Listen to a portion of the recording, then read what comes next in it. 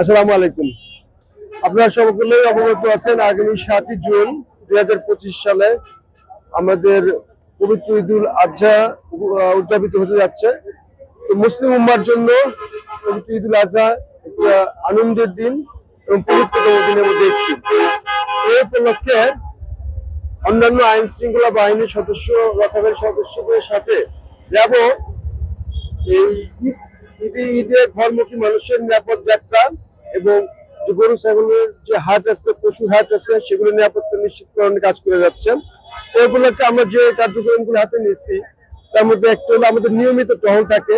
এর পাশাপাশি আমরা বিশেষ টহলের ব্যবস্থা করেছি যাতে হাইওয়ে থেকে আমরা নিরাপদ রাখতে পারি। এখানে নিরাপত্তা নিশ্চিত নিরাপত্তা বিধান করার চেষ্টা করেছি। এই জন্য সারা রাতব্যাপী আমাদের হাইওয়েতে বিশেষ টহল চলতেছে।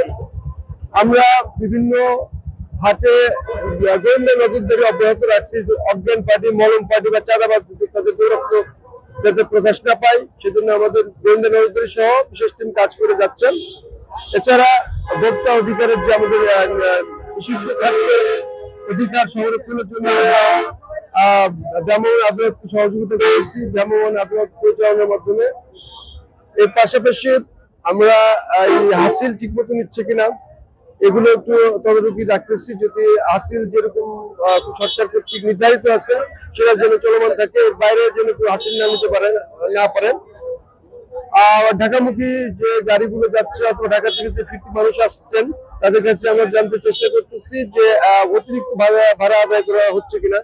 আর যে মাদারীপুর থেকে ছেড়ে যাওয়া বাসগুলোতে বা যাত্রীদের সাথে কথা বলতেছি যে অতিরিক্ত ভাড়া আদায় করা হচ্ছে কিনা। যদি ওইরকম করে তথ্য পাই সেখানে আমরা আইনগত ব্যবস্থা নিশ্চিত করার চেষ্টা করতেছি।